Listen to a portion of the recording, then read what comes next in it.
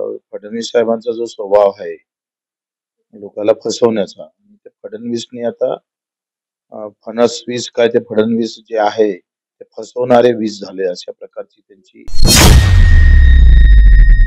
उद्ध्वस्त झालेला शेतकरी उभा राहावा किंवा कर्जमाफी व्हावा यावर तुमचा राज्य सरकारला इशारा काय असेल? आम्ही 28 तारखेला आंदोलन करतो आहे. नमस्कार, रोकठोक महाराष्ट्र न्यूज मध्ये आपलं स्वागत आहे. महाराष्ट्रामध्ये शेतकरी असेल, कष्टकरी असतील, अपंग असतील, या सर्वांची बाजू घेऊन संघर्ष करणारे, लढा देणारे माजी मंत्री बच्चूभाऊ कडू यांच्याशी आपण संवाद साधणार आहोत. बच्चूभाऊ, मराठवाड्यामध्ये जो आता ओला दुष्काळ झाला, प्रचंड प्रमाणात भूतन भविष्यातील पाऊस झाला. आता अनेक वेळा कर्जमाफी करा असं आवाहन केलं जातं विरोधी पक्षांकडून, परंतु राज्य सरकार निधी नाही असे सांगून आता त्यांनी काही निधी जाहीर केलाय, परंतु शेतकरी समाधानी नाही. नेमकं तुम्हाला काय वाटतंय? आणि जे निधी जाहीर केला तर पंजाबच्या सरकारनं 60,000 कोटीचं एकूण पॅकेज जाहीर केलं. त्यांचं बजेट 2.5 लाख कोटीचं आहे, म्हणजे सरकारचं बजेट त्यांच्या, आणि आपल्या सरकारचं बजेट आहे 7.5 लाख कोटी. आणि 31,000 कोटी देताना त्यांनी कशी फसवी केली. ते म्हणतात ना फडणवीस साहेबांचा जो स्वभाव आहे लोकांना फसवण्याचा, ते फडणवीसने आता फणस वीस काय ते फडणवीस जे आहे ते फसवणारे वीस झाले अशा प्रकारची त्यांची एकंदरीत त्यांनी जे मांडणी केली आहे. 31,000 जाहीर करताना 10,000 कोटी रुपये हे पायाभूत सुविधेसाठी दिले. 5,000 कोटी विमा कंपनीचे येणार, ते पण त्याच्यात पकडले. MRGS मधून जो पैसा येणार आहे तो रेग्युलर फंड आहे, तो पण पॅकेज मध्ये पकडला. जे घरकुलं भेटतं पंतप्रधान आवास योजना 2022 पर्यंत सगळ्यांना घरकुल, ते पण त्याच्यातच, तोही 31,000 त्याच्यातच प्लस दाखवले. अशा पद्धतीनं फक्त 6,000 कोटी दिले आणि दाखवलं असं का अख्खं बजेटच आता शेतकऱ्यासाठी आणलं.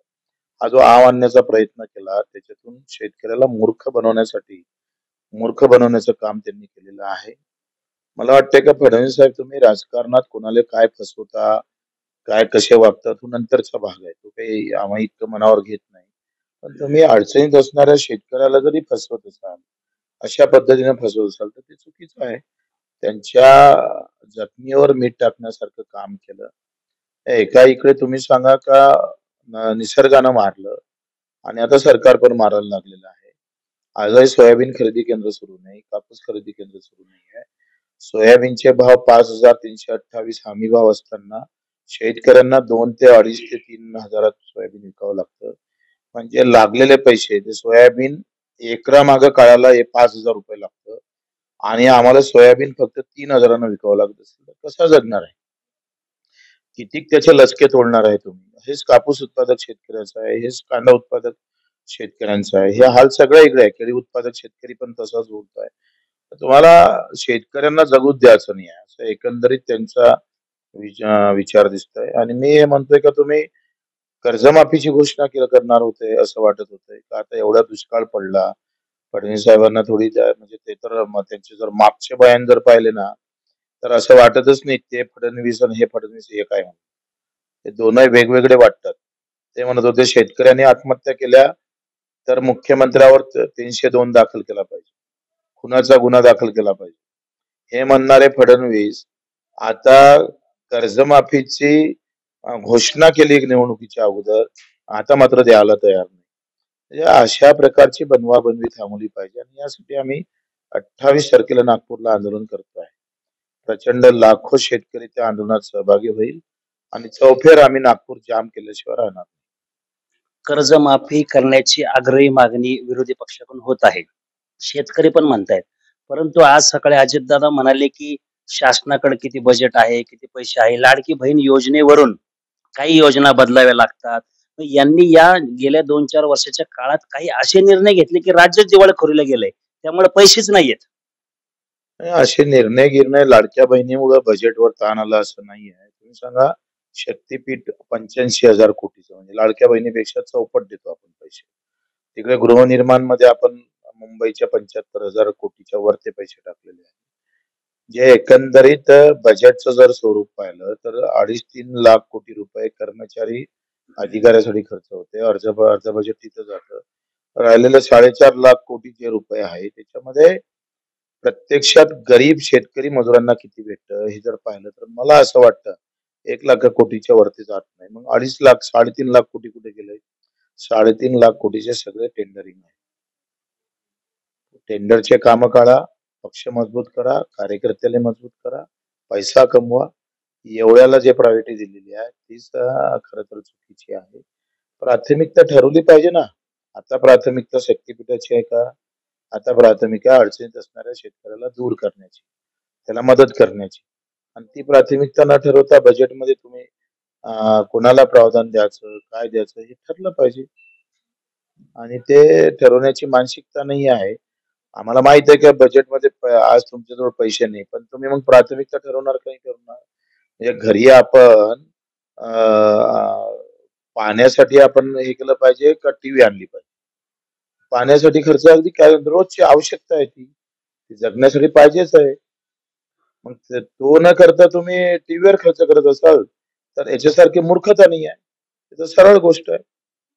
राज्यामध्ये शेतकऱ्यांचे प्रश्न असतील, कामगारांचे असतील किंवा गुन्हेगारी प्रचंड वाढली आहे.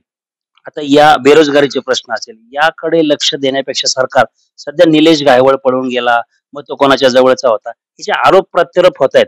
याच्या मागचं असं षडयंत्र की लोकांचं लक्ष काहीतरी विकेंद्रित करायचं. तुमच्यासारख्या लहान न्यूज चॅनलचं ते षडयंत्र नाही आहे. पण मोठ्या न्यूजवाल्यांचं ते षडयंत्र. आता त्या टीव्ही चॅनलवर मला काय दाखवायचं? हे त्या चॅनलवाल्यांचं त्यांचं ते विषय असतं. रामदास कदम परब, जयंत पडळकर, नंतर ओबीसी मराठा, दलित, आदिवासी. आम्ही खऱ्या ज्या बातम्या आहेत त्या दाखवायचं ठरलंच नाही. मुळात आज दिव्यांग कसा जगत असेल, मजुराच्या घरी त्याची खायची व्यवस्था आहे का नाही आहे, शेतकरी कसा मरतं, त्या सार्वजनिक रुग्णालयामध्ये कशी व्यवस्था आहे, शाळा कशा कोणत्या अवस्थेत आणलाय, याचं कधी ब्रेकिंग होताना पाहिलं का तुम्ही? हे सगळा मीडियाचा दोष आहे आणि मीडिया हा अर्धाधिक मीडिया सगळा सलेंडर झालेला आहे पक्षाला. आणि अर्धा तर अदानी अंबानीचंच आहे.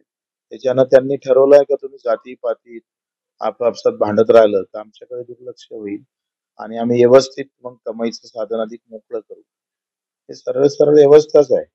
आम्ही आपसात भांडत राहिलं पाहिजे. तुम्ही सांगा कालपासून न्यूज सुरू आहे. 4 दिवस झाले परभण रामदास कदमची. तर ते भांडले काय? मारलं काय? तर लोकांना काय लेनदेन आहे हो? काय संबंध आहे?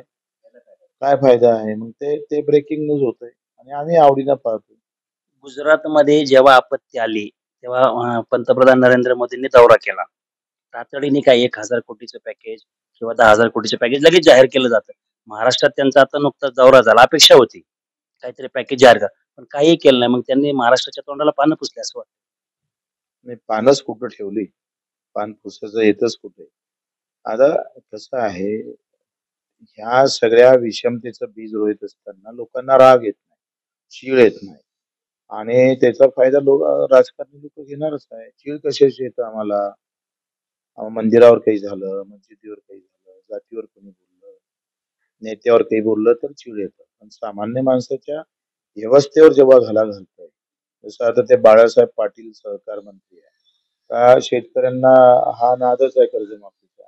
अरे साल्यांनो तुम्ही इकडे भाव द्यायचे नाही, त्याला किंमत द्यायचं नाही, खताचे भाव वाढवायचे, बियाणाचे भाव वाढवायचे. सगळे भाव वाढल्यानंतर त्याला जर ते पैसेच हाती येत नसतात आणि त्याला लुटतच असाल, तर मग त्या लुटीतून आलेली मागणी जर तुम्हाला पटत नसेल, तुम्हाला खूप अडचण निर्माण होत असेल, तर मतं घेता कशाला तुम्ही शेतकऱ्याची? लाज नाही वाटत का त्यांना? हे असे नालायक लोक आहेत सगळी. उद्ध्वस्त झालेला शेतकरी उभा राहावा किंवा कर्जमाफी व्हावा यावर तुमचा राज्य सरकारला इशारा काय असेल? आम्ही 28 तारखेला आंदोलन करतो आहे आणि 28ला दिव्यांग, मेंढपाळ, मच्छीमार आणि शेतकरी मजूर हे सगळे उपस्थित राहणार. आम्ही प्रयत्न केले, भरपूर मेहनत घेतली. किमान 200, 150, 200 सभा झाल्या. 8 दिवसाचं उपोषण झालं, 7 दिवस पायी चाललो. हे सगळं करून आम्ही तो प्रयत्न प्रामाणिकपणे केलेला आहे. तर शेतकरी म्हणून मला जागा होणार का? हे पाहतोय. आता याच्यात लोकांची परीक्षा आहे आणि ते जर परीक्षेत उतरले, तर मग सरकारची परीक्षा आहे. आपण पाहिलं बच्चू कडू यांच्याशी संवाद साधला तेव्हा त्यांनी सांगितलं, की महाराष्ट्र सरकार हे पंजाबपेक्षाही इकॉनॉमिकली चांगलं सरकार असताना शेतकऱ्यांच्या तोंडाला पानं पुसण्यासाठी पानही शिल्लक ठेवले नाहीत. आणि ज्या मंत्र्यांनी, ज्या मुख्यमंत्र्यांनी सरकारमध्ये येण्यासाठी जे वादे केले किंवा जे आश्वासनं दिली, त्या आश्वासनापासून त्यांनी तोंड फिरवलेलं आहे. म्हणून शेतकऱ्यांचा किंवा दिव्यांग असं सर्वांना घेऊन बच्चू कडू एक मोठं आंदोलन उभा करणार आहेत आणि सरकारला हा इशारा आहे, की शेतकऱ्यांच्या पाठीशी उभा राहा. अन्यथा प्रत्येक शेतकरी रस्त्यावर येऊन तुम्हाला सळो की पळो सोडल्याशिवाय राहणार नाही. रोकटोक महाराजसाठी अनिल मोरे, पुणे.